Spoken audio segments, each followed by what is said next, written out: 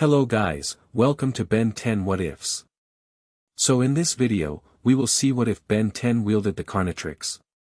A horror Ben 10 story. If you enjoy these kinds of stories, don't forget to show us some love by hitting the like button and subscribing to the channel. Your support means the world to us. Now, let's start the story. Chapter 1. Predators touched. The summer night air buzzed with insects as 16-year-old Ben Tennyson sprawled across the picnic table outside his grandfather's RV, the Rust Bucket.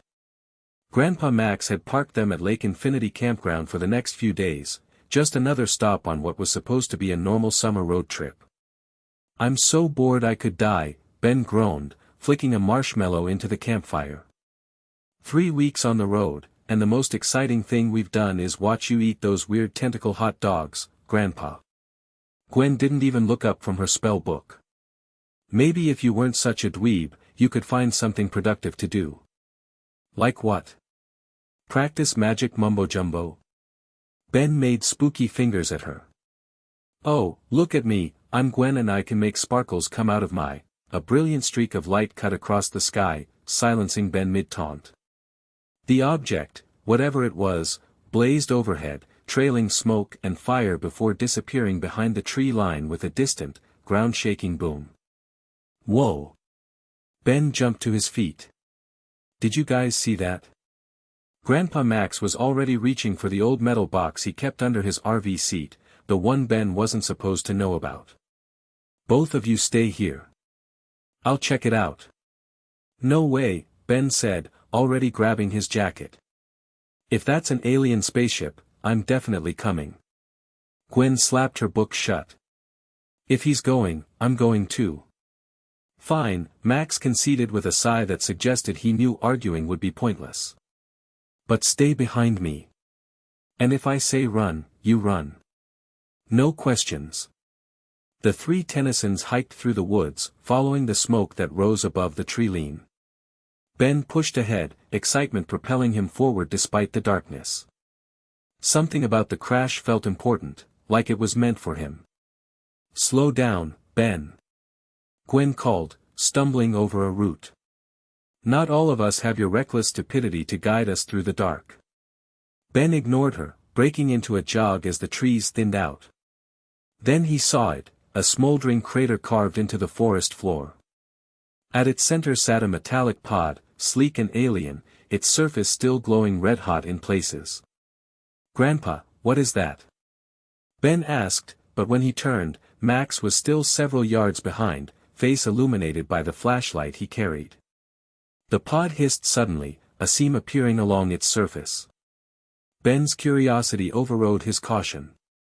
He scrambled down the crater's edge before Max could stop him. "Ben!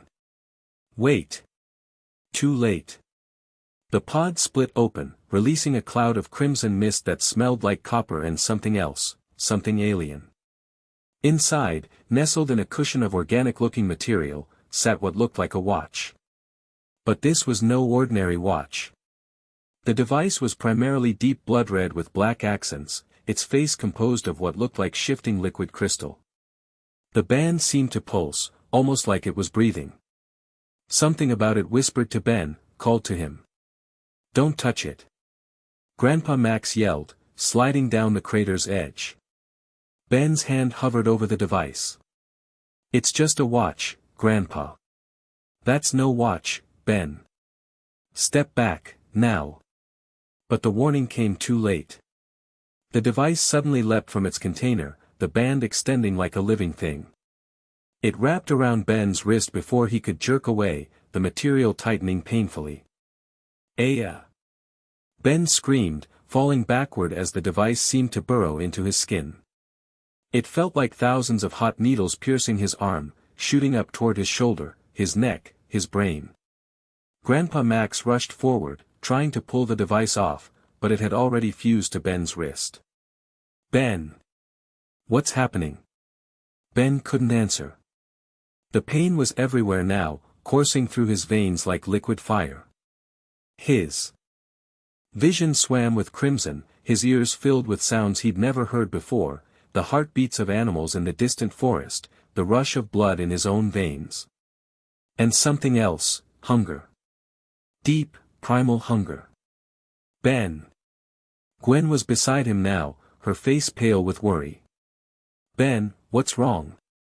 The pain subsided slowly, leaving Ben gasping on the ground. The device on his wrist had changed, becoming sleeker, more integrated with his skin. The face glowed with a holographic display showing silhouettes of creatures Ben had never seen before. I think I'm okay, Ben managed, sitting up shakily.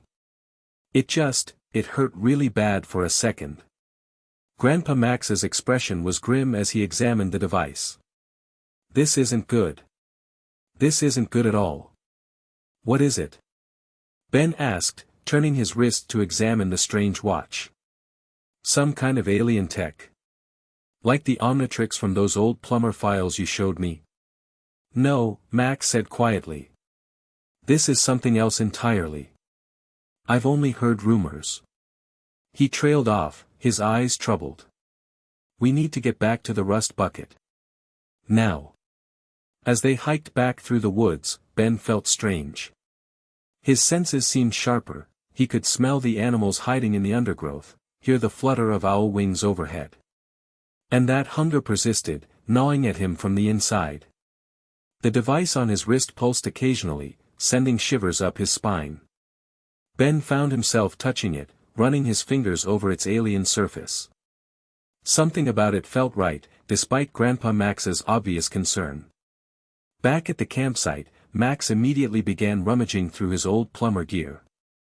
I've got some tools that might help us remove that thing. Remove it? Ben looked down at the device. But what if it's like the Omnitrix? What if it gives me powers? The Omnitrix was designed by Azimuth to promote peace, Max said firmly. This is something else. The color, the design, it's all wrong. Gwen sat across from Ben, studying the device with narrowed eyes. It almost looks organic. Like it's alive somehow. Yeah, Ben agreed, feeling it pulse again. And check this out, he touched the face of the device, and the holographic display expanded, showing 10 different silhouettes rotating in a circle. Each one looked more monstrous than the last, all teeth and claws and spikes.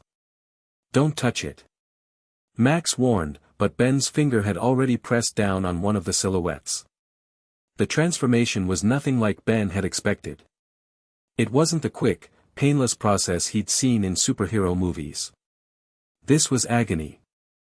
Bones cracked and reformed, muscles tore and regrew, skin split and hardened into scales and chitin. Ben screamed, but the sound morphed into something inhuman, a screech that shattered the glass in the rust bucket's windows. When it ended, Ben wasn't Ben anymore. He stood 7 feet tall, his body covered in iridescent black scales. Razor-sharp claws extended from his 4-fingered hands, and a long, whip-like tail swung behind him. His head was reptilian but insectoid at the same time, with multiple rows of needle teeth and eyes that glowed crimson in the darkness. Ben. Gwen backed away, her hands glowing with mana. Is that still you? Ben tried to speak, but all that came out was a hiss. His mind felt clouded, overwhelmed by new instincts. He could smell Gwen's fear, hear her rapid heartbeat, and something inside him liked it. Grandpa Max stood his ground, though Ben could smell his fear too. Ben, if you're still in there, nod your head. It took immense effort, but Ben managed to nod. Yes, he was still in there, but so was something else, something hungry. A noise in the woods caught his attention, a deer, moving cautiously at the edge of the clearing. Before Ben could stop himself, he was moving, faster than any human could. His claws extended, his jaws opened. Ben. Stop. Max's voice cut through the haze of hunger. Ben froze, claws inches from the terrified deer. It bolted, and Ben found himself shaking with the effort of restraint. What was happening to him? Ben, you need to change back, Max said, approaching slowly. Focus on being human again. But how? There was no timer, no obvious mechanism. Ben closed his eyes, trying to concentrate past the alien hunger that gnawed at him. He imagined his human body, his human thoughts. Slowly, agonizingly, he felt the transformation reverse. Bones shifted, muscles contracted, scales receded into skin. When it finished, Ben collapsed to his knees, exhausted and shaking. What was that?" he gasped. Max helped him to the picnic table. "I don't know for certain. But I've heard stories, rumors about a device created as a weapon. Something called the Carnitrix." "Carnitrix?" Ben repeated, looking down at the blood-red device on his wrist. Now that he knew what to look for, he could make out a symbol on its face, not the hourglass of the Omnitrix, but something that looked like stylized jaws. "It was supposed to be just a rumor," Max continued. "A project abandoned for being too dangerous. It supposedly contained DNA from the universe's apex predators, the most vicious hunters from 1,000 worlds." Gwen approached cautiously. "That thing you turned into, it didn't seem like it wanted to be a hero." "I wanted to hunt," Ben admitted quietly. "I could smell everything, hear everything. It was like being the top of the food chain, and knowing it." Max's expression darkened. "We need to contact the plumbers. I still have some old connections who might know how to remove it. But what if I can control it?" Ben looked down at the device, the Carnitrix. "Whatever I just turned into was powerful. I could help people with that kind of strength." "Ben, you just nearly attacked a deer without even thinking about it," Gwen pointed out. "What happens when you're around people?" Before Ben could answer, a wave of exhaustion hit him. The transformation had drained him completely. I need to sleep. We can figure this out tomorrow." That night, Ben dreamed. But they weren't his normal dreams of soccer victories or video game high scores. He dreamed of running through alien forests, of hunting prey that screamed as he caught them. He dreamed of the taste of blood and the satisfaction of a successful kill. He woke in a cold sweat, the Carnitrix pulsing on his wrist like a second heartbeat. "Morning, sunshine," Gwen said from the rust bucket's small kitchen table. Her attempt at normality was undercut by the dark circles under her eyes. She'd been up researching, judging by the stack of magical texts beside her. "Where's Grandpa?" Ben asked, his mouth unusually dry. "Making calls. Plumber calls." Gwen lowered her voice. "He's really worried, Ben. And honestly, so am I." "You were talking in your sleep." Ben swallowed hard. "What did I say?" "Not in English," Gwen said. "But you were, growling. And you kept making these movements with your hands, like." She mimicked clawing motions. "Great," Ben muttered, looking down at the Carnitrix. In the morning light, it seemed even more integrated with his wrist, the band seemingly merging with his veins. "Just great." After a quick breakfast that Ben barely tasted, Grandpa Max explained his plan. "We're going to meet with an old plumber contact of mine tomorrow. He's specialized in alien tech. Until then, Ben, no using the Carnitrix. No matter what. We don't know enough about what it does to you." Ben nodded, though part of him, a new part, bristled at being told what to do. "Fine. No transformations." That resolution lasted exactly 3 hours and 27 minutes.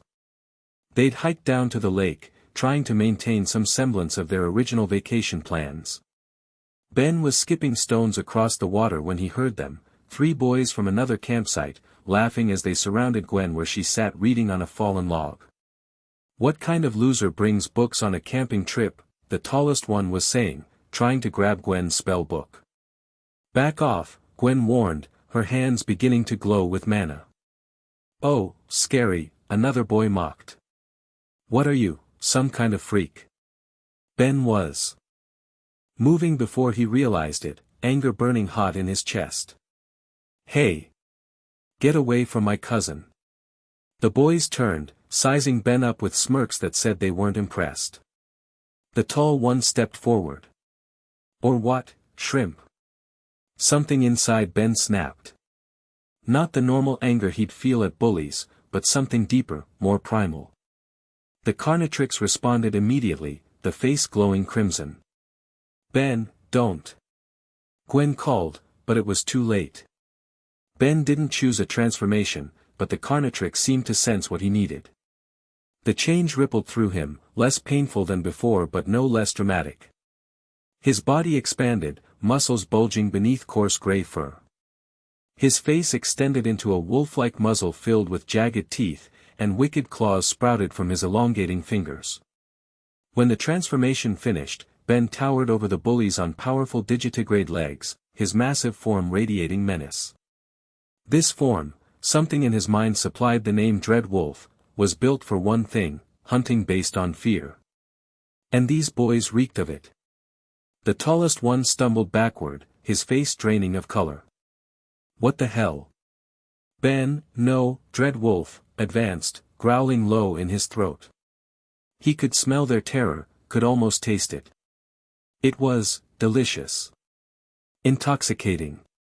He wanted more.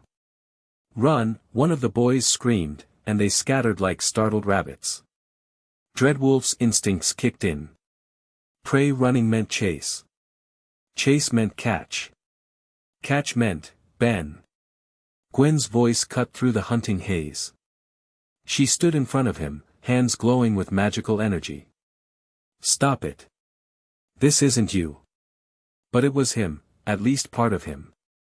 The part that had always wanted to stand up to bullies, to make them pay, to show them what real fear felt like. Dreadwolf snarled, frustrated at the interruption of his hunt. He could still smell the boys' fear trails, still catch them if he moved now.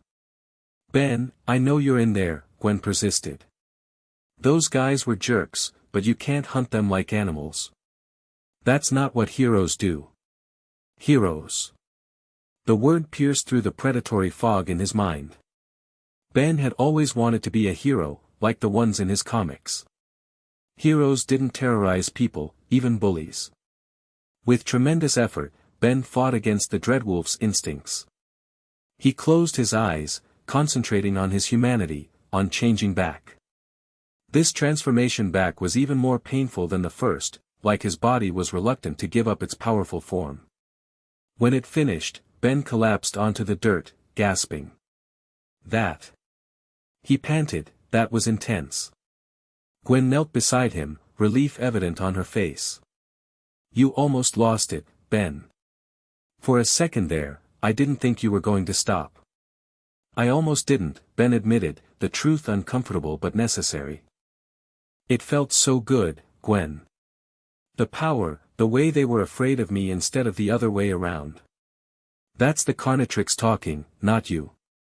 She helped him to his feet. "We need to tell Grandpa about this."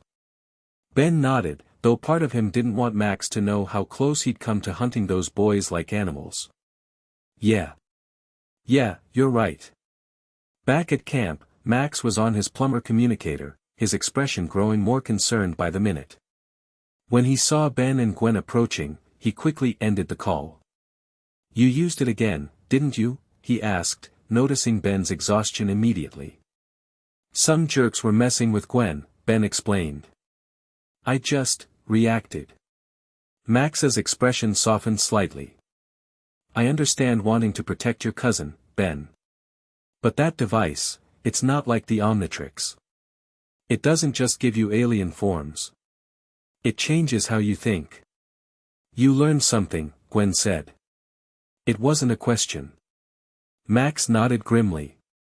The Carnitrix was created by a Galvan scientist named Victor Carnage. He was expelled from Galvan Prime for his unethical experiments. Even Albedo thought he went too far. "What did he do?" Ben asked. "He believed predators were the pinnacle of evolution. That a perfect being would be the ultimate hunter." Max looked at the device on Ben's wrist.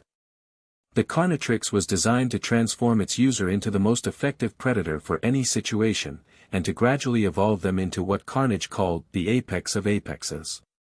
Ben felt cold despite the summer heat. "What does that mean for me?" "I don't know," Max admitted. But my contact warned me the Carnitrix doesn't just transform your body, it transforms your mind. The more you use it, the more its predatory instincts become your own. The three Tennysons sat in uneasy silence, the implications hanging heavy in the air. Finally, Ben spoke up. So I just don't use it, he said with forced confidence. Problem solved until we get it off. It might not be that simple, Max warned. The Carnitrix was designed to be used. My contact said it might encourage you to transform. Great, Ben muttered. An alien watch with an attitude. We'll figure this out, Gwen assured him, though her voice lacked conviction. We always do. The next morning, the Tennysons packed up the rust bucket and headed for Bellwood's neighboring town, Redwood Heights. Max's plumber contact had agreed to meet them there, at a location secure enough for Ben to demonstrate the Carnitrix's powers safely. As they drove, Ben stared out the window, trying to ignore the occasional pulse from the device on his wrist. Each throb sent a wave of predatory awareness through him. He could track the movement of birds flying overhead, could smell a fox that had crossed the road hours earlier. You doing okay, Ben? Max asked from the driver's seat. Yeah, Ben lied. Just tired. Redwood Heights was a small town nestled against the mountains, its main street lined with quaint shops and cafes. Max parked the rust bucket near the town center. My contact won't be here until tonight, he explained. Why don't we try to enjoy the day? Might be our last chance at a normal vacation activity for a while. Ben appreciated the attempt at normalcy, though nothing felt normal anymore. They walked down the main street, stopping at a small diner for lunch. Ben ordered a burger, but when it arrived, something about the rare meat made his mouth water in a way that disturbed him. He found himself tearing into it with unusual enthusiasm. Ben? Gwen raised an eyebrow. You want to slow down before you choke. Ben realized he'd been practically inhaling his food. Sorry. Just hungry, I guess. After lunch, they wandered through town. Max went to pick up supplies, while Ben and Gwen checked out a small arcade. Ben was just starting to feel like his old self, trash-talking Gwen as they competed at air hockey, when he bumped into someone. Sorry, a girl's voice said. Totally my fault. Ben turned to find himself face to face with a pretty Asian girl about his age, with short black hair and warm brown eyes. No, it was my bad, Ben said quickly. I wasn't watching where I was going. The girl smiled. I'm Julie. Julie Yamamoto. Ben Tennyson. He gestured to Gwen. And this is my cousin Gwen. Are you guys visiting? Julie asked. I haven't seen you around before. Just passing through, Ben confirmed. You live here? Julie shook her head. Vacation. My parents rent a cabin up here every summer. She glanced at the air hockey table. Mind if I play the winner? Sure, Ben said, feeling oddly normal for the first time since finding the Carnitrix. Fair warning though, I'm pretty awesome at this. Julie laughed. We'll see about that. For the next hour, Ben almost forgot about the alien device on his wrist. Julie was easy to talk to, competitive in a fun way, and made him laugh with her dry sense of humor. When she beat him at air hockey 7-5, he found he didn't even mind losing. Told you I'd win, Julie said with a grin. Lucky shot, Ben protested, though he was smiling too. Rematch tomorrow? Julie asked. Before Ben could answer, the Carnitrix pulsed sharply on his wrist, accompanied by a surge of danger awareness that made the hair on his neck stand up. Something was coming, something hostile. I'm not sure if we'll still be in town, Ben said distractedly, scanning the arcade. What had triggered that reaction? Julie looked disappointed. Oh. Well, if you are around. She scribbled her number on a napkin and handed it to him. Text me. Definitely, Ben said, pocketing the napkin as the sense of danger increased. we should probably find our grandpa. Nice meeting you, Julie. Outside the arcade, Ben grabbed Gwen's arm. Something's wrong. The Carnitrix just went crazy. Like it's warning me about something. Maybe it's malfunctioning. Gwen suggested. No. Ben shook his head, senses alert in a way that felt uncomfortably predatory. Something's here.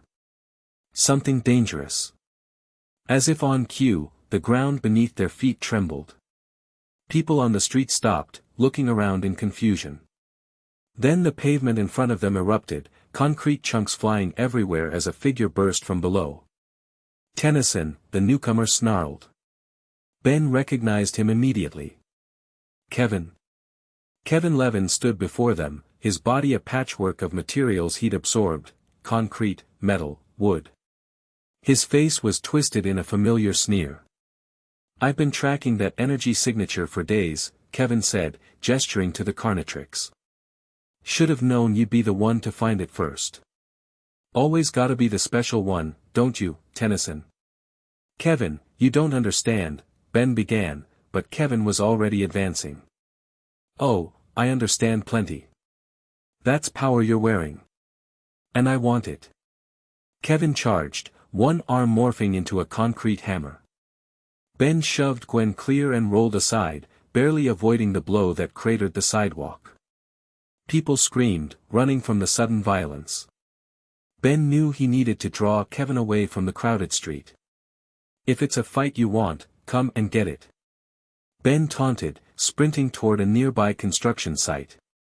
Kevin followed, just as Ben had hoped. The half-completed building was deserted, giving them space to fight without civilian casualties. Nowhere to run now, Tennyson, Kevin growled, absorbing the metal of a support beam as he approached. Give me that device, or I'll take it off your corpse. The Carnitrix pulsed in response to the threat, almost eager. Ben knew he had to transform, but he remembered Max's warning. Each transformation changed him a little more. Last chance to walk away, Kevin, Ben warned, though he knew reasoning with his old enemy was pointless. Not happening. Kevin lunged. Ben activated the Carnitrix, cycling quickly through the alien silhouettes. He needed something that could counter Kevin's absorption powers. He slammed his hand down on one that looked fluid and amorphous. The transformation was quicker this time, as though the Carnitrix was adapting to him, or him to it. His body liquefied, becoming a shifting mass of golden-brown sand-like particles. With a vaguely humanoid shape. Two glowing red eyes formed in what might be called a head. Quicksand, his mind supplied the name automatically. Kevin's metal fist passed harmlessly through Ben's new form, grains separating and reforming instantly. What the hell? Kevin stumbled back. Ben's voice emerged as a dry, rasping sound. Like it, Kevin. Can't absorb what you can't touch. Kevin snarled, trying again with the same result. His fists passed through Ben's body like it was nothing. Fine, Kevin spat. Let's see how you handle this. He absorbed the concrete floor, becoming heavier, more solid. Ben felt Quicksand's instincts surfacing. This form didn't hunt with claws or teeth, but by enveloping prey, seeping into lungs, suffocating from within. The thought should have horrified him, but instead, it felt right. He flowed toward Kevin, his amorphous body spreading out. Kevin tried to retreat, but Ben moved faster, surrounding him, beginning to flow up his legs. Get off me! Kevin shouted, trying to shake free of the clinging particles. Ben felt a surge of predatory satisfaction. What's wrong, Kevin? Scared? His body began to creep higher, grains working their way into the seams of Kevin's concrete armor.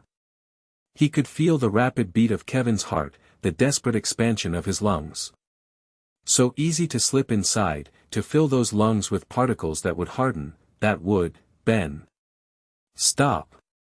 Gwen's voice cut through his hunting focus. She stood at the entrance to the construction site, horror on her face. You're killing him, she shouted. Ben looked down and realized she was right. Kevin was on his knees, choking as golden particles invaded his mouth and nose. His eyes were wide with genuine fear, not anger, not hate, but primal terror. With enormous effort, Ben pulled his particles back, reforming a few feet away. Kevin collapsed, gasping and coughing. "What is that thing?" Kevin wheezed, actual fear in his voice. Ben forced himself to change back, the transformation leaving him dizzy and nauseated. "It's called the Carnitrix," he explained between heavy breaths. "And trust me, you don't want it." Kevin staggered to his feet, still looking shaken. "I've seen what the Omnitrix can do." That wasn't the same." "No kidding," Ben agreed. "The Omnitrix turns you into heroes. This thing turns you into monsters." Kevin studied Ben with newfound wariness. "You nearly killed me. The Ben Tennyson I knew wouldn't go that far." "I almost couldn't stop," Ben admitted. "That's what this thing does. It makes you want to hunt, too." "To feed," Kevin finished, understanding dawning on his face. "I know what it's like to have power that changes you. To want more and more until you're not yourself anymore." Gwen approached cautiously. "Why were you looking for the Carnitrix?" Kevin's expression darkened. "There's a bounty on it. Biggest I've ever seen. Posted by some scientist named Carnage." "Dr. Victor Carnage," Ben said. "The creator." "Well, he wants his toy back," Kevin said. "And he's not the only one looking for it." Word spreading fast. Before Ben could ask more, the ground trembled again, but not from Kevin this time. 3 sleek, insectoid drones descended from the sky, their metallic bodies gleaming in the afternoon sun. Red targeting lasers fixed on Ben's wrist. "Carnitrix detected," a mechanical voice announced. "Commencing retrieval." "Friends of yours?" Ben asked Kevin. "Never seen them before," Kevin replied, backing up. The drones opened fire, energy blasts scorching the ground where Ben had stood a moment earlier.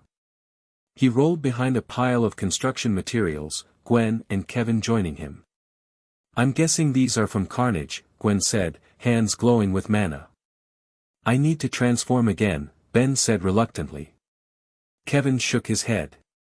"After what that sand thing almost did to me. You sure that's a good idea? Got a better one?"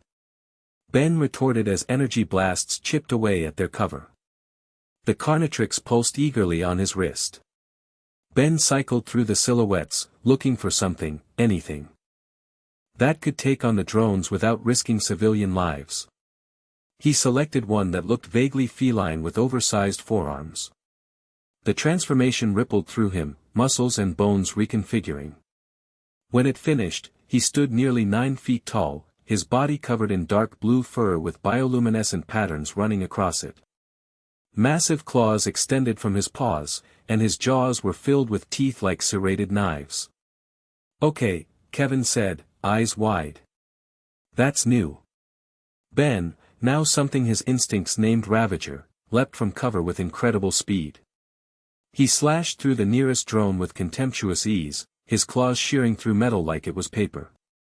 The remaining drones adjusted their tactics, rising higher and firing from multiple angles. Ben dodged with preternatural agility, the Ravager's body seeming to predict attacks before they happened. Gwen joined the fight, hurling mana discs that disabled one drone's weapon systems. Kevin, surprisingly, absorbed the metal from the fallen drone and formed his hands into blades. "Just this once, Tennyson," Kevin called. "Don't get used to me helping." Together, they made short work of the remaining drones. Ben slashed the last one from the air, catching it before it hit the ground. His Ravager instincts urged him to crush it, to demonstrate his superiority over the machine that had dared to hunt him. With effort, he resisted, instead examining the drone for clues. A small insignia was etched into its carapace, a stylized double helix twisted into what looked like teeth. "Carnage Laboratories," Ben read aloud, his Ravager voice a rumbling growl. "Looks like your watch's daddy wants it back," Kevin observed. Ben forced himself to transform back to human, the process leaving him shaky and drenched in sweat. He can't have it. Not until we figure out how to remove it safely. We should get back to Grandpa, Gwen said, looking around nervously. Those drones might have friends. Kevin hesitated, then shrugged. I'm coming with you. Whatever that thing is, it's bad news. And I want to know what I'm dealing with if more bounty hunters show up. Ben wasn't sure he trusted Kevin, but he was too exhausted to argue. Fine. But try anything, and next time I might not stop quicksand from filling your lungs. Kevin raised an eyebrow. Noted. As they made their way back toward the rust bucket, Ben couldn't shake a growing sense of dread. The Carnitrix pulsed occasionally on his wrist, like an alien heartbeat. Each time, he felt that predatory awareness sharpen, felt his senses expand beyond human limits. And somewhere, deep in the recesses of his mind, something new stirred, something that had tasted the hunt and wanted more. Across the galaxy, in a laboratory built into the heart of a dead moon, Dr. Victor Carnage received the transmission from his failed retrieval drones. The small Galvan scientist's eyes narrowed as he reviewed the footage, watching his creation bond with the human boy. Fascinating, he murmured, manipulating controls with his amphibian fingers. The bonding process is already progressing faster than projected. His assistant, a tall insectoid being, chittered questioningly. No, this is perfect, Carnage assured it. The boy is an ideal test subject. Young, adaptable, with above-average genetic potential. He zoomed in on Ben's transformations. And he's already accessed multiple predator forms. Remarkable. The assistant gestured toward a ship in the laboratory's docking bay. Yes, prepare my personal vessel, Carnage agreed. The Carnitrix is too valuable to entrust to mere drones.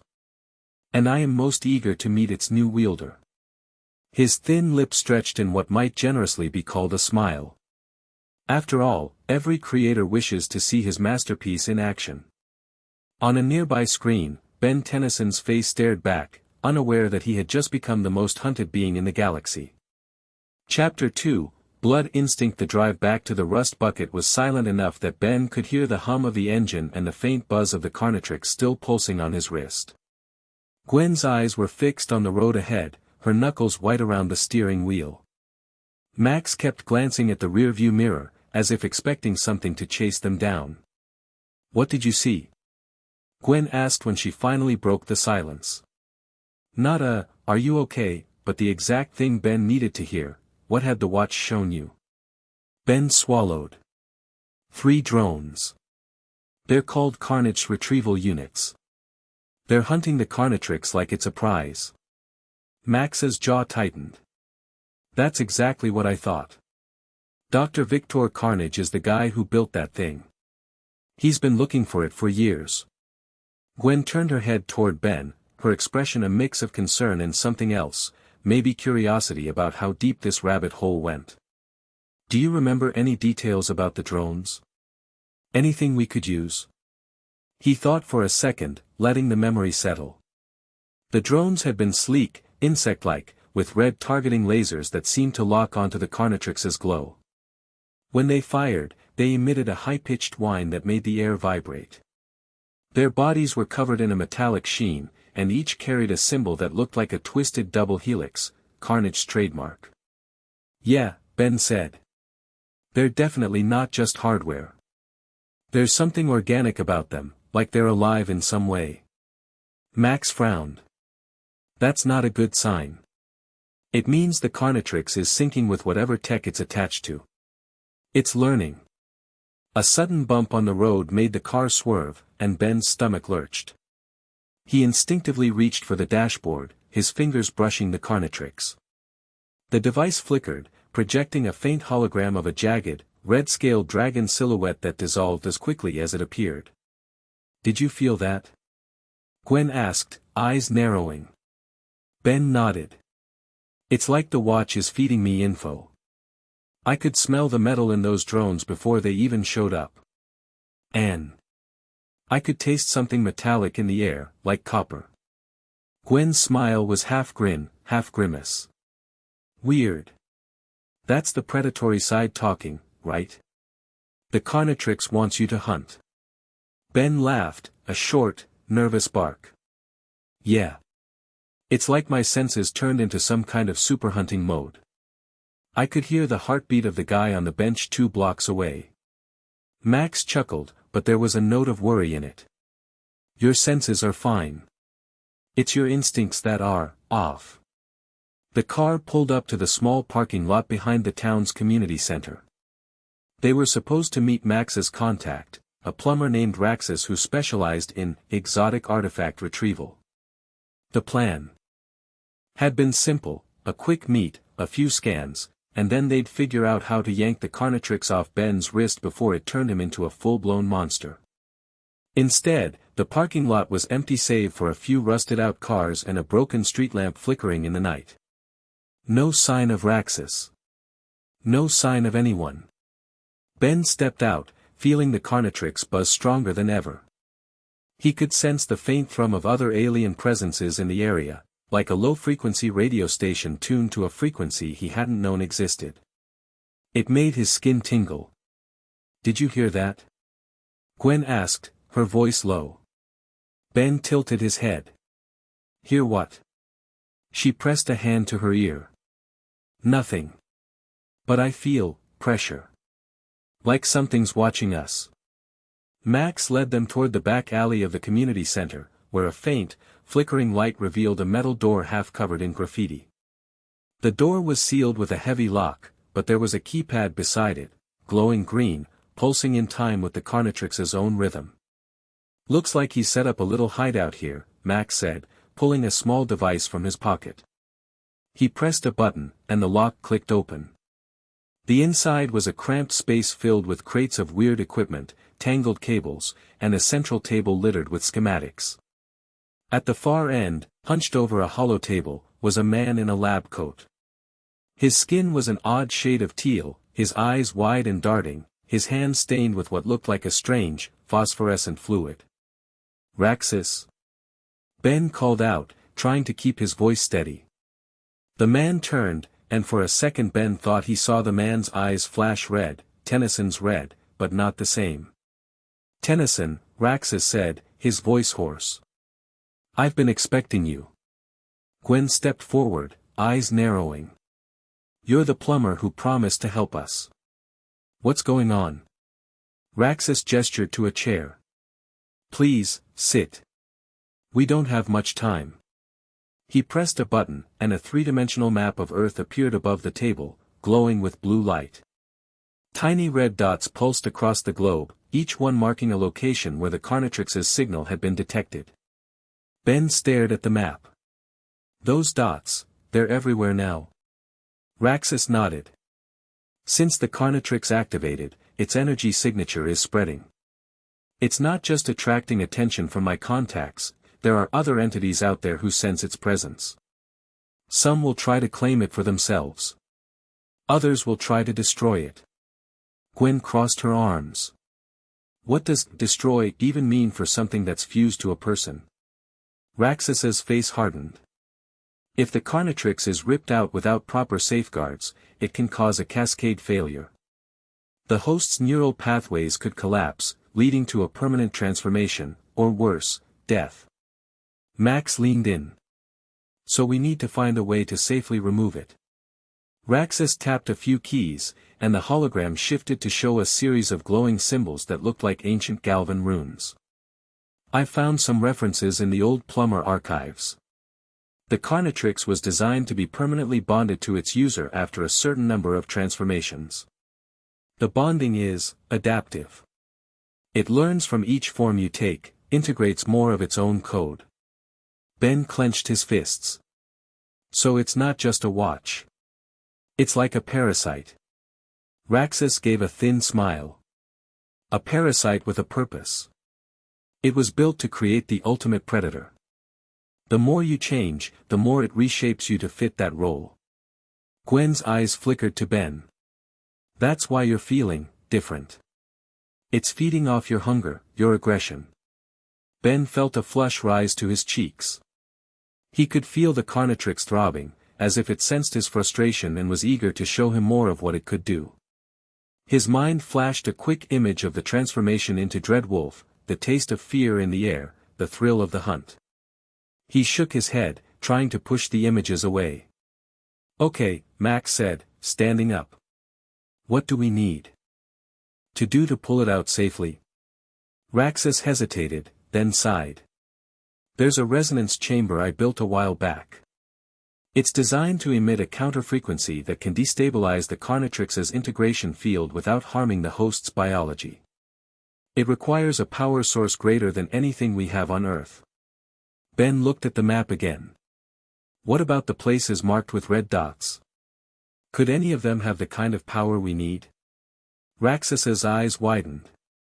"There's one location that stands out. It's on the outskirts of town, near the old quarry. There's a dormant energy node there, something the locals call the heart of the mountain. It's rumored to be a natural conduit for ley lines. If we can tap into that, we might have enough juice to run the chamber." Gwen glanced at Ben, her expression softening. "You've been through a lot. This could be dangerous. We need to be smart about it." Ben felt a surge of protectiveness. He didn't want anyone to get hurt because of him.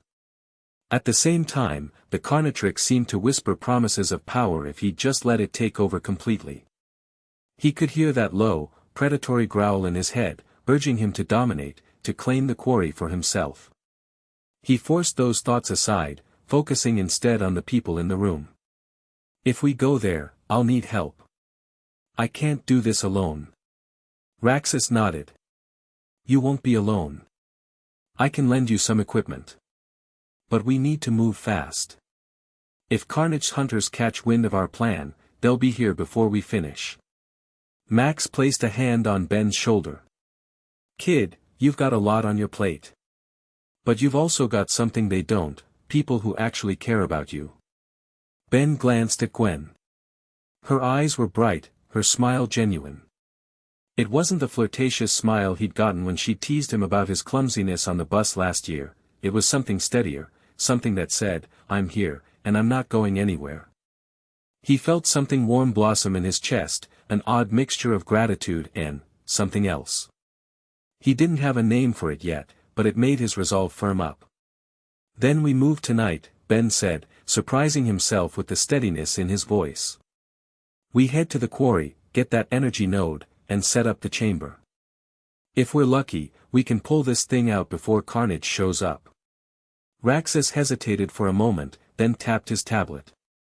"All right. I'll make the necessary adjustments. Meet me at the quarry entrance in 30 minutes. Bring whatever you think you'll need, gear, weapons, maybe a friend or two." The trio stood, stretching and gathering what they could carry.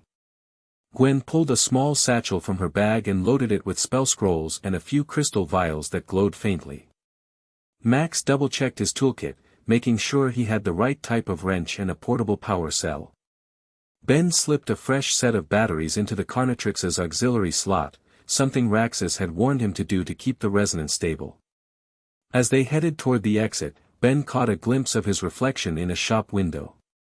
The faint glow of the Carnitrix still pulsed on his wrist, casting a thin red light over his palm. His eyes looked darker, sharper. He could see the outline of claws forming on his fingertips, the angle of a predator's stance in his posture. He shook his head again, forcing the vision out. "Don't look back," Gwen whispered, noticing his stare. "Just keep moving." They slipped out into the night, the town's lights dimming behind them. The road to the quarry was a narrow, winding path carved into the mountainside. The air grew cooler, and the scent of pine and damp earth filled Ben's lungs. Every now and then, a distant owl hooted, sounding oddly like a warning call. The quarry loomed ahead, a massive mouth of stone jutting out of the hillside like a jagged tooth.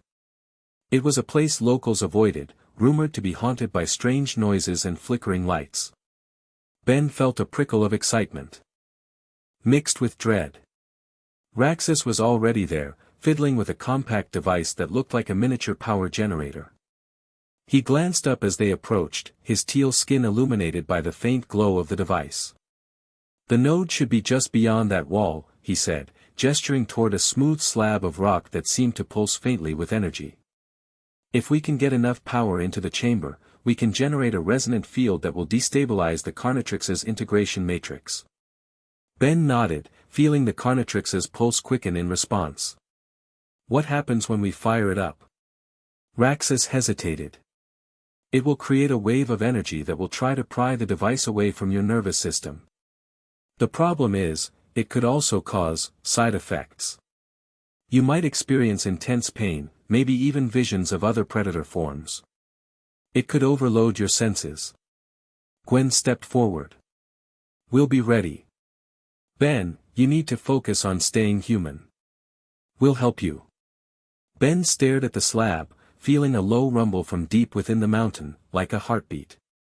The Carnitrix buzzed louder, as if eager. He clenched his jaw, feeling his teeth grind. "All right," he said, voice low. "Let's do it." They set up the resonance chamber on a flat stone platform a short distance from the slab. Raxus connected a series of cables to the device, and Max began rigging the power cell to feed energy into the system. Gwen spread a series of glowing runes across the ground, chanting quietly, her voice a soft hum that seemed to vibrate through the stones. Ben stood in the center, the Carnitrix pulsing like a second heart. He closed his eyes, taking a deep breath. The Carnitrix's glow flared, casting a shadow of razor-sharp teeth across his face. He felt the world tilt, his senses sharpening to a razor's edge. He could hear the distant crickets' chirps as individual beats, could smell the metallic tang of the quarry's stone as if it were an extension of his own blood. A sudden, sharp pain shot through his wrist, blooming like a flower of fire. He gripped the edge of the platform, his knuckles widening. The pain wasn't just physical, it was mental, a flood of images of endless hunting grounds, the taste of fresh flesh, the roar of 1,000 beasts. His mind tried to cling to thoughts of home, of his friends, of Julie's smile. "Focus on them," Gwen shouted over the rising hum. "Think about why you want to stay, Ben. Think about them." Ben fought the urge to let the predatory instincts take over. He pictured Julie's face, her eyes, the way she laughed when he accidentally knocked over a soda at school. He pictured Gwen's confident grin, Max's steady hand on his shoulder. He pictured a future where he could still be just Ben, not a monster. The Carnitrix emitted a high-pitched whine, and the stone slab began to glow brighter, the energy seeping into the ground, climbing up the walls of the quarry. The resonance chamber crackled, sending arcs of blue light toward the slab. Suddenly, the air around Ben erupted in a shockwave of raw, primal energy. The ground trembled, and a wave of force pushed him backward. He slammed into a rock, the impact sending a spray of dust into the air. As he lay there, the world seemed to tilt again, his vision blurred, and he could see, superimposed over the quarry, a swirling vortex of alien landscapes, each one a different predator world. For a heartbeat, Ben was no longer in the quarry. He was staring down a massive, draconic beast with scales that shimmered like black oil, its eyes burning with a hunger that matched his own. The Carnitrix's voice, if it could be called that, echoed in his mind. "You were made for this." Ben's eyes snapped open. He was back on the cold stone, the pain throbbing in his wrist, but his mind was still reeling from the vision. He realized the Carnation had tried to show him what it wanted, a future where he ruled as the apex predator, where every world bent to his will. He forced himself up, his legs trembling. The resonance chamber was humming louder, the blue arcs intensifying. He could feel the energy building, ready to break. Max shouted, "Now, Ben. Pull the trigger." Ben raised his hand, the Carnitrix glowing brighter than ever. The device's face displayed a new silhouette, a massive, winged creature with eyes like burning coals. He felt the urge to select it, to give in to the predator within. But he remembered Julie's smile, the way she'd reached out a hand when he was scared. He thought of the promise he'd made to protect his family. He slammed his palm onto the human silhouette, an image that looked like a man in simple clothes, with a heart-shaped emblem. The Carnitrix reacted, a surge of energy shooting through the slab. The humming turned into a deafening roar, and the ground cracked open.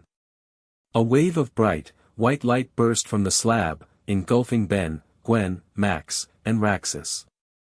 The light was warm, almost comforting, but it also felt like it was tearing something apart. When the light faded, Ben found himself back on the stone platform, breathing heavily. The Carnitrix was no longer glowing red, it now emitted a faint, irregular pulse, like a heart trying to find its rhythm. There was a small crack in the band, a fissure that ran along the edge of his wrist.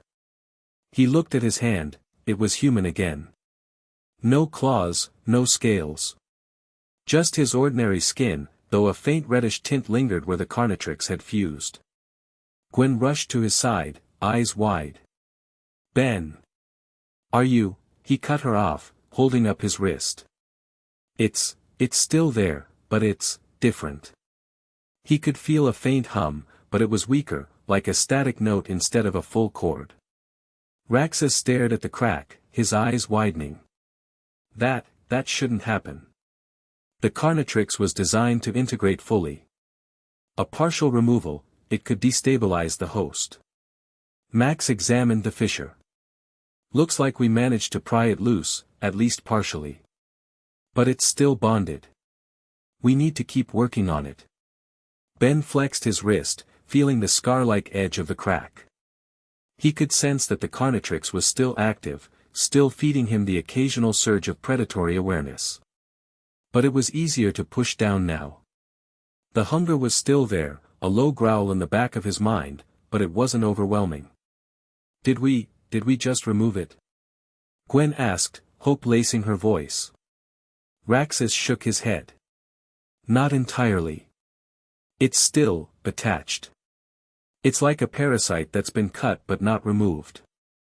It'll try to heal itself. Ben looked at his wrist, feeling the faint pulse. It's still talking to me.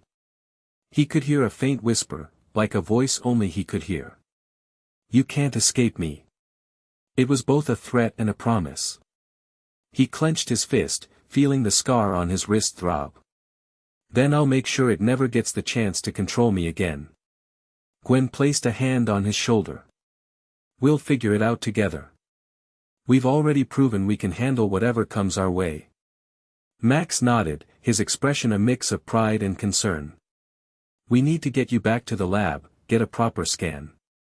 I'll contact Plumber Command and see if they have any data on the Carnitrix's bonding process. Raxus pulled out a small data pad, scrolling through a series of files. He stopped on a page with a single line of text, Apex Evolution, Adaptive Bonding, Stage 3. Ben's eyes narrowed. What does that mean? Raxus tapped the screen, pulling up a grainy image of a creature that looked like a hybrid of a dragon and an insect, its body covered in glowing veins. Stage 3 is the final integration phase. The host becomes a conduit for the Carnitrix's full predator capabilities. If left unchecked, the host can become a living weapon of mass destruction. Ben stared at the image, feeling a cold shiver run down his spine. So it can turn me into, what? The apex predator of the universe, Raxus whispered. You'd have power beyond imagination, but you'd lose all humanity. You'd become a weapon that hunts across dimensions. The weight of those words settled heavy on Ben's shoulders. He thought about the hunt, the taste of fear, the rush of power. He thought about Julie, about his friends, about the life he still wanted to live. A sudden, metallic clang echoed from deeper within the quarry. The sound was sharp, like something heavy being dragged across stone. All heads turned toward the darkness. What's that? Gwen asked, gripping her staff tighter. Max's eyes narrowed. That's not the quarry's natural acoustics. Something's moving. Ben felt the Carnitrix's faint pulse surge, as if it sensed danger. He could smell something metallic and oily wafting through the air, something that smelled like burnt oil and alien blood. We need to check it out, Ben said, his voice steady. If whatever's out there is after the Carnitrix, we can't let it get away. Raxus nodded. All right. Keep your guard up. Whatever it is, it's probably drawn by the energy spike we just caused. They moved deeper into the quarry, the darkness pressing in around them. The faint glow of the resonance chamber faded behind them, replaced by the cold, unforgiving black of the mountain. Their footsteps echoed, each one a reminder that they were still human, still vulnerable. As they turned a corner, a figure emerged from the shadows. It was tall, cloaked in a dark, rippling material that seemed to shift like liquid metal. Two glowing red eyes stared at them, unblinking. The figure raised a hand, and the air crackled. You've meddled with forces beyond your comprehension, Tennyson, the figure hissed. The Carnitrix belongs to the Apex. Hand it over, and I may spare your pathetic little lives. Ben's heart hammered. He recognized the voice, an echo of the Apex, the hunter who collected the universe's most dangerous predators. He had heard rumors about the Apex in Plummer archives, a being who hunted the strongest creatures across galaxies for sport. Gwen stepped forward, her staff humming with magical energy. We're not giving it to you. We're trying to stop it from becoming a weapon. The cloaked figure laughed, a sound that reverberated through the stone walls. Foolish child. You think you can stop evolution? The Carnitrix is destiny. It will evolve, and you will either adapt or be consumed. Max raised his arm, pulling out a small, compact device that emitted a blue pulse. We've got a few tricks up our sleeves. The Apex raised a hand, and a wave of energy surged toward them. The pulse hit Max first, knocking him to the ground. He cried out, clutching his chest. Ben felt the Carnitrix's faint pulse spike, like a warning bell. He could feel his own heart racing, his muscles tensing. He wanted to fight, to transform, to tear the Apex apart. But he remembered the fissure on his wrist, the crack that represented a chance to break free. He stepped forward, his fists clenched. You want it? Come and get it yourself. His voice was low, dangerous, but carried an edge of something else, determination. The Apex tilted its head, studying Ben. You feel it too. Don't you? The hunger, the power. Ben nodded, feeling the Carnitrix's whisper in his mind, you are mine. The Apex raised a hand again, this time summoning a swarm of tiny, insectoid drones that buzzed around them, each one crackling with energy. They moved like a living cloud, their target locked on Ben's wrist. Gwen shouted, Ben. Focus on the crack. Use it. Ben's mind raced. The fissure was a weak point, a flaw in the Carnitrix's integration. He could feel it pulsing like a heartbeat. He imagined it as a seam that could be pried open. He lunged, grabbing one of the drones with his hand. The metal was cold, but he felt a surge of power coursing through him. He squeezed, and the drone shattered into glittering shards. As it broke, a faint, high-pitched tone resonated, like a note being struck. The Apex recoiled, its eyes widening. What are you doing? Ben moved faster, grabbing another drone, and repeated the action. Each time a drone was destroyed, the same note rang out, building into a crescendo. The sound seemed to destabilize the Apex's own energy field, causing it to flicker. Now! Gwen yelled, sending a blast of magical energy toward the Apex. The spell struck, causing the figure to stagger backward. Max, still on the ground, pulled a small, glowing crystal from his pocket and tossed it to Ben. Use this. It'll amplify the resonance. Ben caught the crystal, feeling its warm, comforting glow. He pressed it against the fissure on his wrist. The crack flared brighter, the red light turning a deeper violet. He felt a surge of energy flowing through his veins, more powerful than anything he'd ever experienced.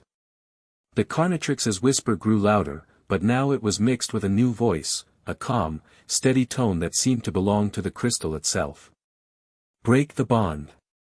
Ben clenched his fist, feeling the crystal's energy surge through the fissure, through his wrist, and out into the air.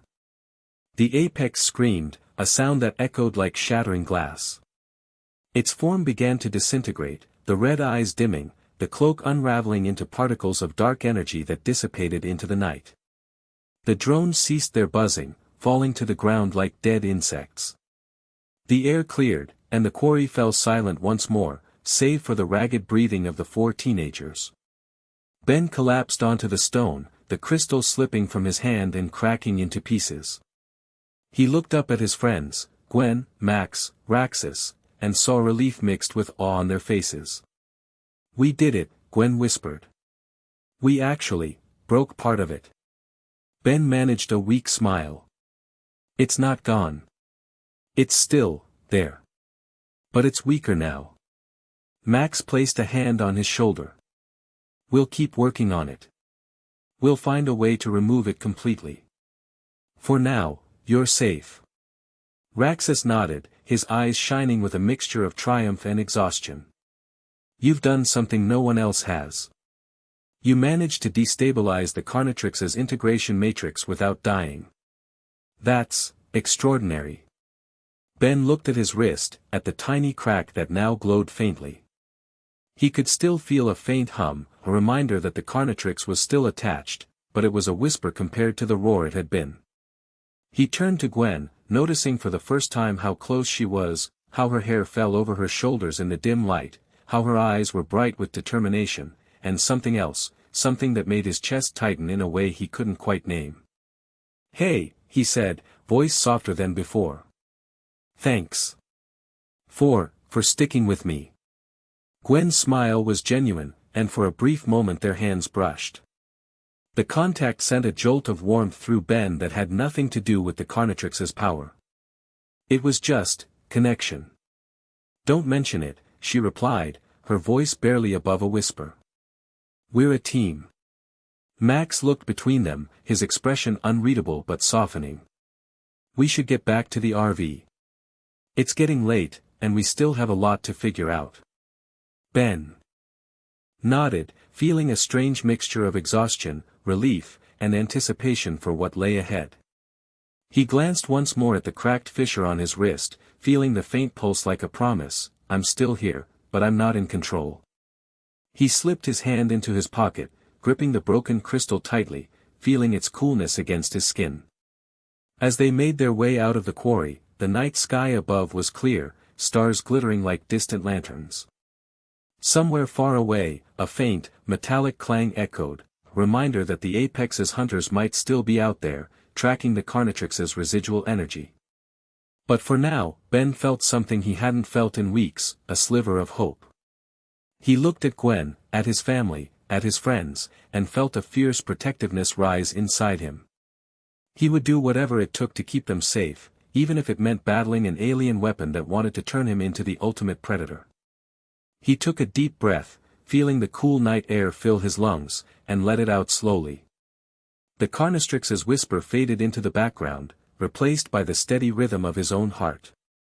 "Ready?" Gwen asked, her voice light, a teasing grin on her lips. Ben smirked. "Always." Together, they stepped into the night, the remnants of the Carnitrix's glow fading behind them, the future uncertain but the path ahead clear. Fight, survive, and maybe, just maybe, find a way to be more than a monster. Chapter 3, Apex Predator. The morning sun filtered through the blinds of the motel room, casting bars of light across Ben's face. He blinked awake, his body aching in places he didn't know could hurt. A month had passed since finding the Carnitrix, and each day brought subtle changes he couldn't ignore anymore. He dragged himself to the bathroom mirror and stared at his reflection. His canines were sharper now, more pronounced. The veins near his wrist glowed faintly red, spreading like roots up his forearm. His eyes had changed too, the green irises now ringed with flecks of crimson that seemed to pulse with his heartbeat. "Getting worse?" Gwen asked from the doorway. Ben nodded, running his tongue over the points of his teeth. "Faster than before. The crack we made helped slow it down, but it's adapting." Gwen leaned against the doorframe, concern etched on her face. "Grandpa's contact called." Said he might have found something that could help. Another resonance chamber? Ben asked, not bothering to hide his skepticism. Because that worked so well last time. Actually, it's about Carnage, Gwen said. Apparently, he's on Earth. Landed somewhere in the desert outside Bellwood 3 days ago. Ben's pulse quickened, the Carnitrix responding with a surge of awareness that made his senses sharpen instantly. He could hear Max's heartbeat from 2 rooms away, smell the cheap coffee brewing in the motel office downstairs. If Carnage is here, then he's hunting me, Ben said, flexing his hand. The muscles rippled unnaturally beneath his skin, hinting at the predatory forms lurking beneath his human exterior. Or he's running from something, Gwen suggested. The Apex's hunter wasn't the only one after the Carnitrix.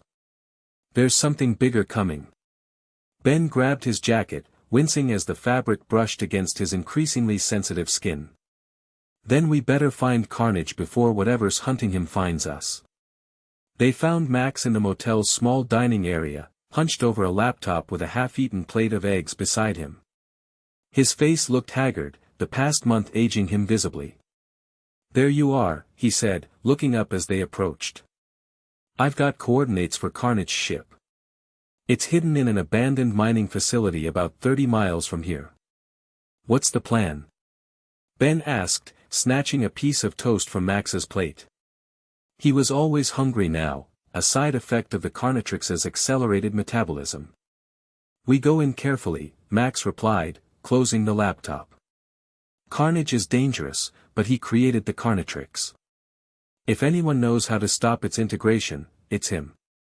Ben nodded, trying to ignore the whisper in his mind, the Carnitrix's voice, growing stronger each day. Why stop what's meant to be? It seemed to ask. We are becoming something greater. I'm calling Kevin, Gwen said, pulling out her phone. We might need backup. Ben raised an eyebrow. You two are talking again? After what happened at the quarry? Gwen's cheeks flushed slightly.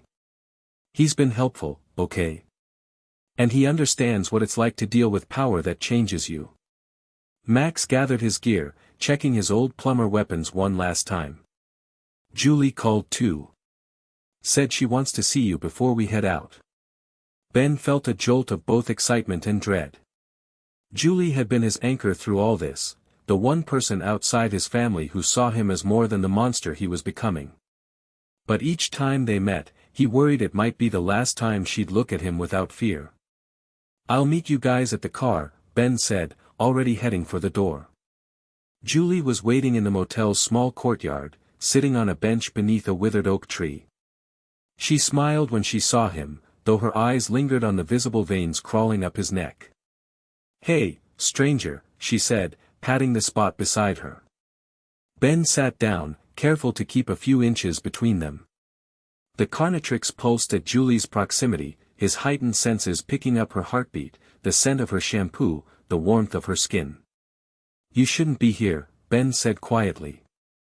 It's not safe around me anymore. Julie reached out, taking his hand despite the reddish glow that traced his veins. That's for me to decide, isn't it? Ben looked down at their intertwined fingers, marveling at how human the contact made him feel despite everything. We're going after Carnage today.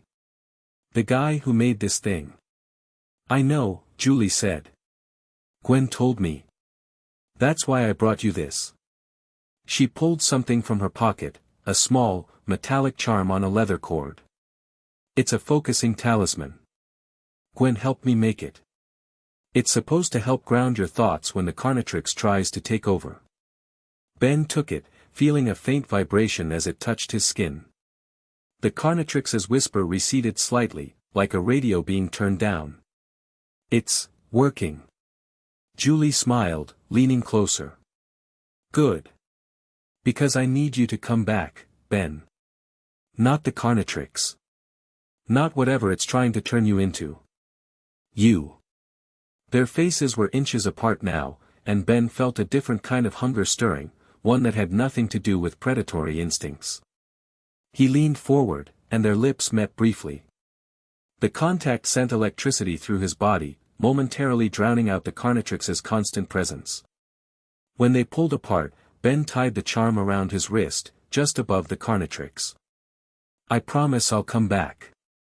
Julie nodded, her eyes bright with unspoken emotion. "You better. We still have that rematch at air hockey." The drive to the mining facility was tense, the rust bucket's engine the only sound as they wound through the desert roads. Kevin had joined them, his car following close behind.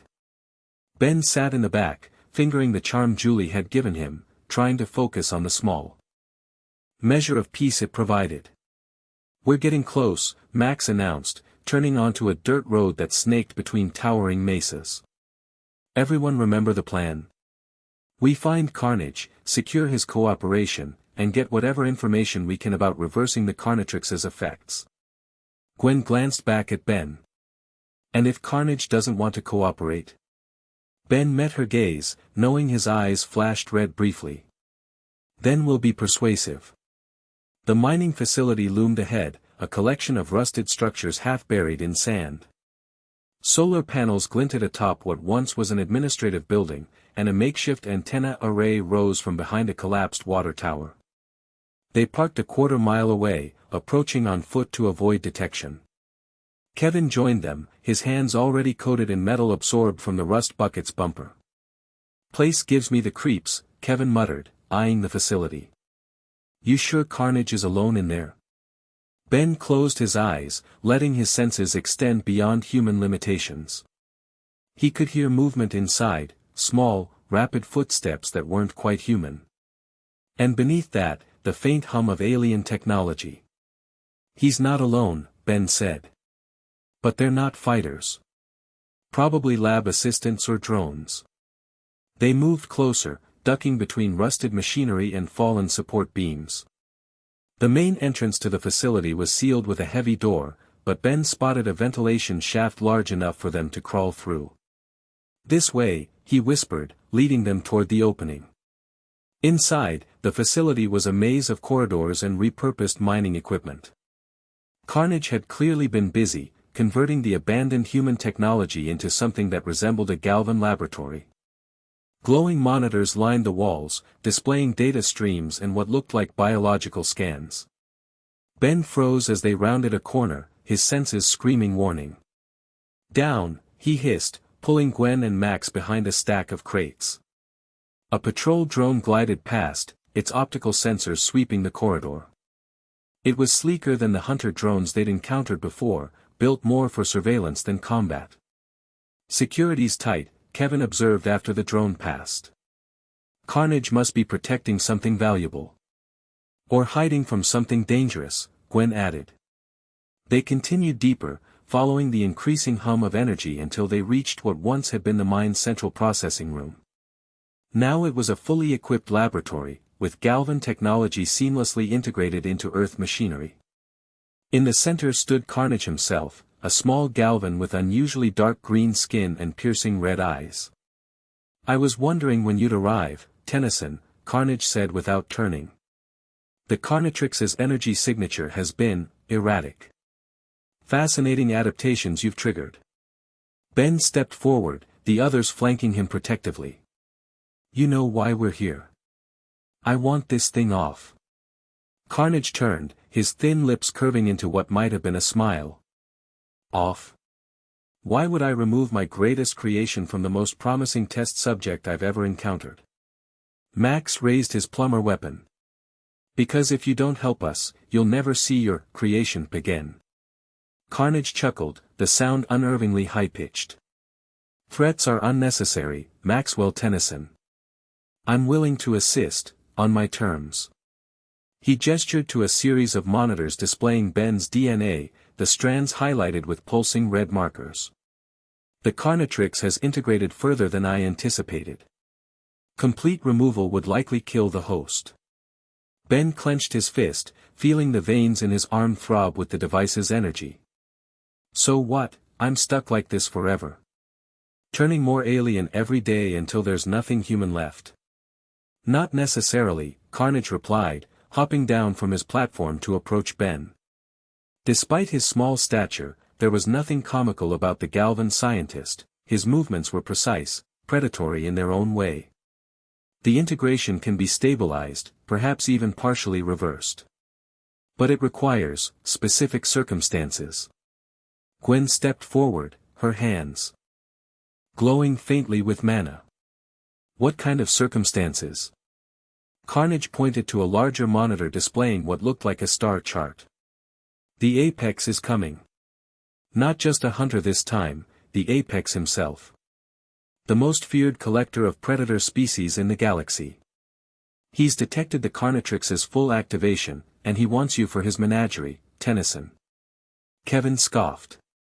And we should care because, Carnage continued, the apex possesses technology that can stabilize the Carnitrix's integration. Technology one need to complete my research. Ben's eyes narrowed. So you want us to help you steal from the guy who's hunting me? That's your brilliant plan. Not steal, Carnage corrected. Defeat. The apex must be beaten at his own game, the hunt. Only then will his technology recognize a new master. Max frowned. And why should we trust you? You created a weapon designed to turn its user into a monster. Carnage's expression hardened. I created the ultimate evolutionary tool. The Carnitrix doesn't create monsters, it reveals what lies dormant in all species, the capacity to become apex predators. He turned to Ben. You felt it, haven't you? The power, the clarity when you transform. That's not corruption, it's enlightenment. Ben felt the Carnitrix pulse in agreement, the whisper in his mind growing louder. He understands. We are becoming perfect. Julie's charm warmed against his skin, pulling him back from the edge. No, Ben said firmly. It's not enlightenment. It's just another kind of prison. Carnage studied Ben with renewed interest. Fascinating. You resist even as you adapt. He tapped a command into his console, bringing up a new display, a three-dimensional model of Ben's current DNA structure. The Carnitrix has rewritten nearly 40% of your genetic code. You're developing new abilities even in human form.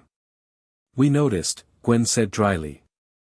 The teeth, the eyes, the supersenses, hard to miss. Mere surface changes, Carnage dismissed. The true transformation is happening at a cellular level. Your body is becoming a perfect hybrid, human ingenuity paired with predatory efficiency. Ben felt a chill run down his spine. How long before I'm not me anymore? Carnage hesitated, seemingly calculating. At the current rate of integration? 3 days, perhaps 4. Unless we help you with the apex, Max finished. Precisely.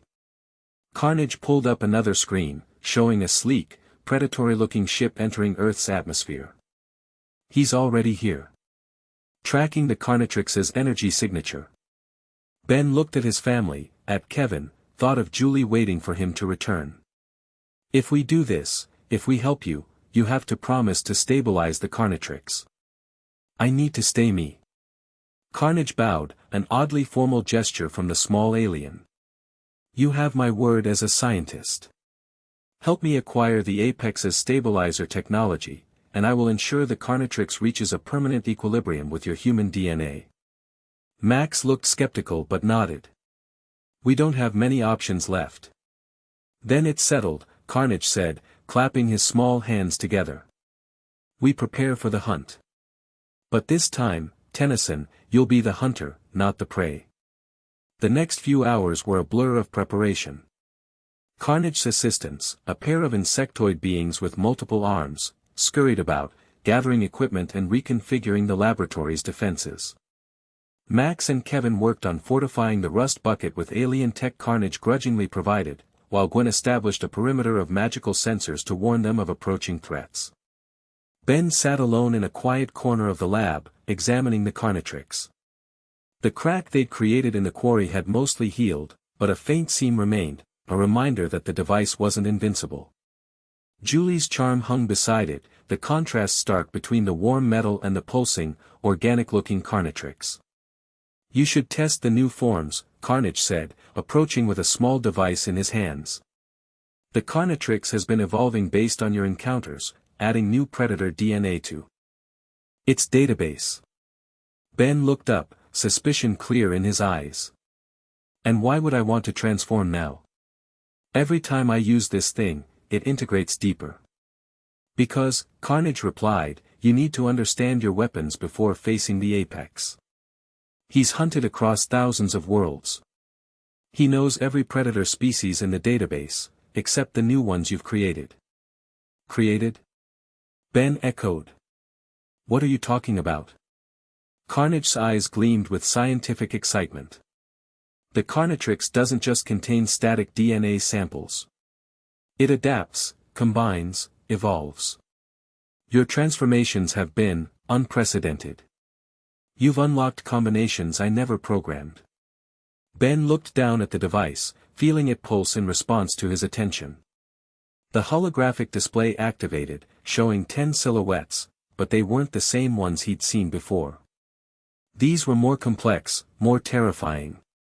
What are these? He asked, pointing to a particularly disturbing silhouette that seemed to shift and distort, as if it couldn't maintain a solid form. That, Carnage said, is what I call Voidmaw. A theoretical combination of a black hole parasite and a quantum phase predator. Its existence should be impossible, yet you've somehow accessed it. Ben cycled through the other forms, each more horrifying than the last. Pestilence, a decomposing creature that spread disease. Skincrawler, an insectoid horror that could slip through the smallest spaces. Bloodlust, a vampiric entity that fed on life energy itself. These aren't heroes, Ben muttered. They're nightmares. Their survival, Carnage corrected. Perfected by the universe's harshest environments. And now, they're your arsenal against the most dangerous hunter in the galaxy. A sudden alarm blared through the facility, red lights flashing along the corridors. Gwen burst into the lab, her face pale. We've got company, she said. Multiple ships entering the area. And something else, something big. Carnage rushed to his monitors, checking the readings. The Apex's vanguard. He sends hunters ahead to test his prey's defenses. Ben stood, Julie's charm warm against his skin. Then let's show them what they're dealing with. Outside, the desert sky had darkened despite the early hour. Storm clouds gathered unnaturally, swirling around a massive ship that hovered above the facility. Smaller craft descended, sleek and predatory in design. Max and Kevin joined them at the facility's entrance, weapons ready. Those aren't normal ships, Max observed grimly. They're biomechanical, part machine, part living organism. The Apex adapts his technology to each hunt, Carnage explained. These are designed to track predator energy signatures. The first wave of hunters emerged from their ships, tall, armored beings with features that combined various predatory species. Some moved on all fours, while others stalked upright. All shared the same glowing red eyes and an unmistakable hunger in their movements. They're not here to capture, Ben realized. They're here to wear me down. To test my limits. Gwen raised her hands, mana shields forming around their group. Then let's disappoint them. The hunters charged, moving with unnatural speed across the desert sand. Kevin absorbed the metal from a nearby structure, his body transforming into living steel. Max took aim with his modified plumber weapon, the barrel glowing with energy. Ben felt the Carnitrix pulse eagerly on his wrist, the whisper in his mind growing to a roar. Let us hunt. Show them true predatory power. He glanced at Julie's charm, drawing strength from its steady warmth. I'm doing this my way, he murmured to the device. Not yours. He activated the Carnitrix, cycling through the forms until he found one that felt right, not the most vicious, but the most controlled. He selected it, bracing for the transformation. The change rippled through him, less painful than before but no less dramatic. His body grew taller, leaner, covered in dark purple scales that shifted color like oil on water. Four arms emerged from his torso, each ending in razor-sharp claws. His head elongated into something reptilian yet insectoid, with multiple eyes that could track movement from all directions. Chameleon, his mind supplied the name, though this was nothing like the small earth lizard. This was a predator that hunted through perfect camouflage, through patience and precision. The hunters hesitated, clearly not expecting this form. Ben used their confusion, his body blending perfectly with the surroundings as he moved. One moment he was visible, the next he seemed to vanish, only to reappear behind the first hunter. His claws struck with surgical precision, disabling rather than killing. The hunter fell, its weapon clattering to the sand. The others reacted, firing energy weapons that traced patterns through the air, seeking their suddenly invisible target. Gwen and Kevin engaged the hunters on the left flank, her mana blasts complementing his brute strength. Max provided covering fire from behind a makeshift barricade, his experience evident in every calculated shot. Ben moved through the battlefield like a ghost, his chameleon form allowing him to strike and retreat before the hunters could retaliate. But with each passing minute, he felt the Carnitrix's influence growing stronger, urging him to abandon precision for raw carnage. They are prey. Why toy with them? End this hunt. Julie's charm pulsed once, a counterpoint to the Carnitrix's demands. Ben focused on it, using the warm energy to maintain control. He would not become the monster the Carnitrix wanted, not today. The battle shifted as the hunters adapted to their prey's tactics. They deployed sensors that could track his movement even when invisible, forcing Ben to change strategies. He reverted to human form briefly, the Carnitrix already cycling to a new transformation. Ben! Gwen called out, flinging a shield around him as energy blasts converged on his position. They're targeting the Carnitrix's energy signature. Ben nodded, selecting a new form. This transformation was faster, his body dissolving into a swarm of tiny, razor-winged insects that moved as a collective consciousness. Hive mind, the perfect counter to the hunter's tracking technology, no single energy signature, but thousands of smaller ones. The swarm descended on the hunters, each tiny component capable of slicing through armor and flesh. Ben felt his consciousness spread across the collective, experiencing the world from 1,000 perspectives simultaneously. It was intoxicating, liberating, and terrifying in its alienness. This is power beyond limitation. Beyond humanity. Embrace it. The charm's influence wavered against the fragmented nature of hive minds. Consciousness. Ben struggled to maintain control, to remember why he fought, who he fought for. Images flashed across his fractured awareness, Gwen's determined face, Max's steady hands, Kevin's reluctant alliance, Julie's warm smile. With tremendous effort, he pulled the swarm back together, reforming into human shape. He stumbled, gasping, as the charm flared hot against his skin. Ben! Gwen was at his side instantly, supporting him. Are you okay? I almost lost it, Ben panted.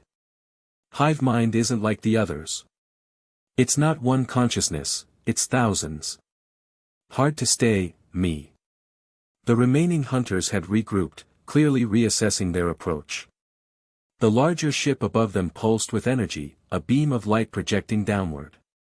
He's coming, Carnage announced, emerging from the facility with a device clutched in his small hands. The Apex himself. These were merely the prelude.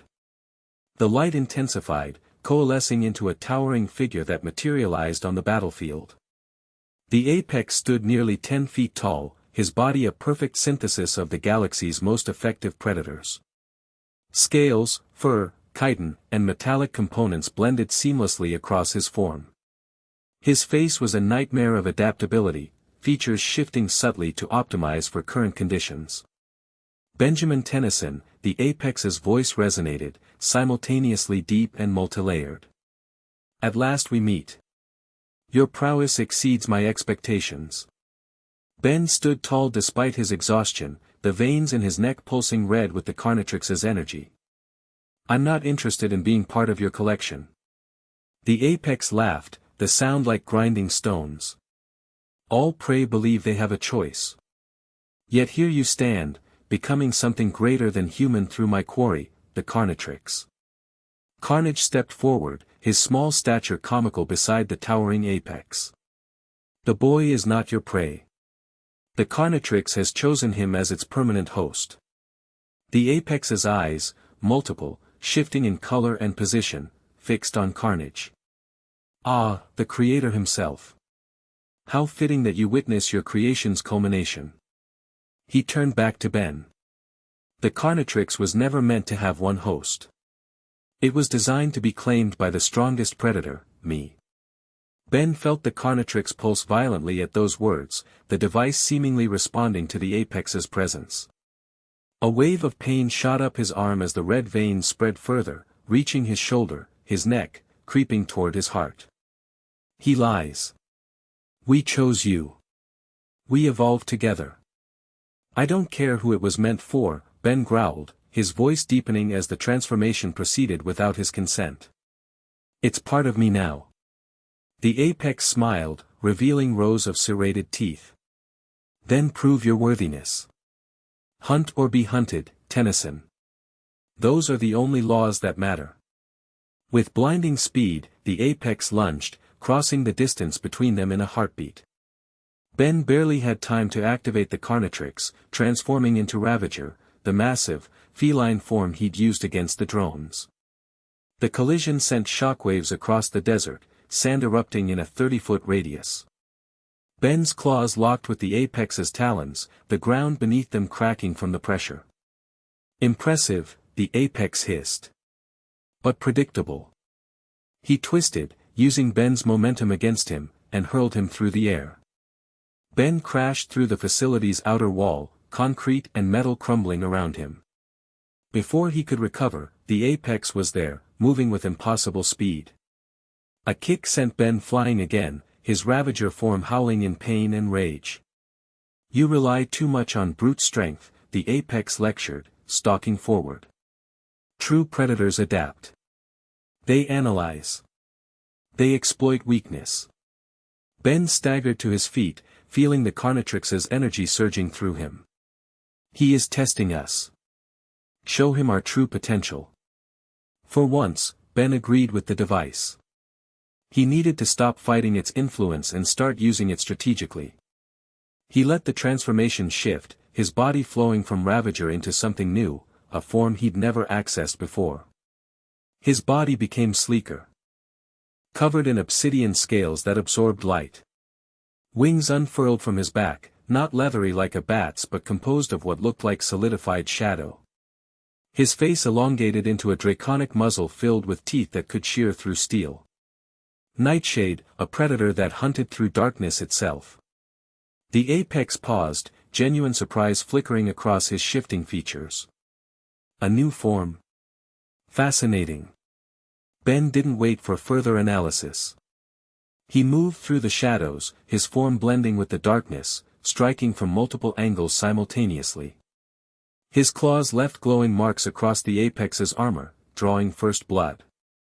The apex roared, more in excitement than pain. Yes. This is what I sought. A worthy challenge. The battle intensified, both combatants moving faster than the human eye could track. Gwen, Max, and Kevin maintained their distance, engaging the remaining hunters while Ben and the apex tore through the facility. Ben cycled through forms rapidly, never staying in one long enough for the apex to counter effectively. Quicksand one moment, Ravager the next, then Nightshade, then Chameleon. Each transformation flowed into the next, the Carnitrix adapting to his needs with increasing speed. But the apex was millennia old, a hunter who had faced countless prey. He analyzed, adapted, countered. For every advantage Ben gained, the apex found a response. The battle became a deadly dance of evolution, each combatant pushing the other to new heights of predatory efficiency. After what felt like hours but was likely only minutes, Ben found himself pinned beneath the apex's massive foot, the pressure threatening to crack his dreadwolf ribs. The Carnitrix pulsed frantically, cycling through forms in search of an escape. You fight well, the apex acknowledged. But you still think like prey. You fight to escape. True predators fight to dominate. Ben growled, feeling the Carnitrix's whisper becoming a scream in his mind. He's right. We must dominate. Release me fully. Julie's charm had grown hot against his skin, nearly burning now as it fought the Carnitrix's influence. Ben closed his eyes, feeling caught between two opposing forces, the predator and the human, the monster and the hero. I'm not prey, Ben managed to growl. But I'm not like you either. The apex increased the pressure, driving Ben deeper into the concrete. Then what are you, Tennyson? Not human anymore. Not alien. A failed experiment, perhaps. Something snapped inside Ben, not his bones, but his restraint. The Carnitrix sensed it instantly, its energy surging through his body like liquid fire. Yes. Now we hunt as one. The transformation that followed was unlike any before. It wasn't a shift into a single predator form, but a synthesis of all of them. His body grew, expanded, became a perfect hybrid of every predator in the Carnitrix's database. Scales, fur, chitin, bone, all merged into a form that radiated power. The apex was thrown back by the explosive transformation, actual alarm showing on his face for the first time. Impossible. Ben rose to his full height, now towering even over the apex. His body was a masterpiece of evolutionary perfection, each component the most efficient predatory adaptation from across the galaxy. His consciousness expanded, taking in sensory information beyond human comprehension. You wanted the ultimate predator, Ben's voice resonated, multi-layered and powerful. Here I am. He moved with devastating speed, catching the apex mid-dodge and slamming him into the ground. The impact created a crater 50 feet wide, the desert floor liquefying from the force. The apex fought back with the desperation of prey rather than the calculation of a predator. For the first time in millennia, he faced something higher on the food chain than himself. Ben felt exhilaration unlike anything he'd experienced, pure predatory dominance, the thrill of a hunt nearing its conclusion. The Carnitrix's consciousness merged with his own, boundaries dissolving until he couldn't tell where Ben Tennyson ended and the ultimate predator began. We are perfect. We are apex. We are Carnitrix. Somewhere in the back of his fragmenting consciousness, a small voice called out, Gwen's voice, desperate and afraid. Ben. You're losing yourself. Remember who you are. The words barely registered. Who was Ben Tennyson? A limitation. A shell to be discarded. The ultimate predator had no need for human identity, human weakness. He lifted the apex by the throat, claws tightening around the alien hunter's neck. The hunt ends. Ben, stop. A new voice cut through the predatory haze, Julie's voice. Ben turned, his multiple eyes focusing on the small human figure standing at the edge of the crater. Julie stood there, fear evident in her posture but determination in her eyes. This isn't you, she called out, her voice steady despite everything. Ben Tennyson isn't a monster. He isn't a predator. He's a hero. The charm on his wrist flared with renewed warmth, pushing back against the Carnitrix's dominance. Ben felt something stir within the merged consciousness, a memory of who he had been, who he still was beneath the predator's skin. The apex sensed the hesitation, striking with his remaining strength. A blade extended from his arm, plunging toward Ben's chest, only to be caught inches from its target. Ben held the blade between two claws, his grip unyielding. I am not just the Carnitrix, he growled, voice shifting back toward human tones. I am Ben Tennyson. With a surge of willpower, he forced the transformation to recede, not completely, but enough to reveal his human face amidst the predatory form. The Carnitrix fought him, trying to maintain control, but Julie's charm pulsed in counter-rhythm, creating a balance between human and predator. The apex stared in disbelief. You reject perfection. For what? Humanity. Ben nodded, maintaining his grip on the apex's throat. Humanity isn't weakness. It's what gives me something worth fighting for. Gwen approached cautiously, her hands glowing with mana. Ben. Are you? More or less, Ben replied, his voice a strange hybrid of human and predator. It's a negotiation now. Max and Kevin joined them, weapons still trained on the subdued apex. Carnage scuttled forward, his eyes wide with scientific fascination. Remarkable, the Galvan breathed. A perfect synthesis.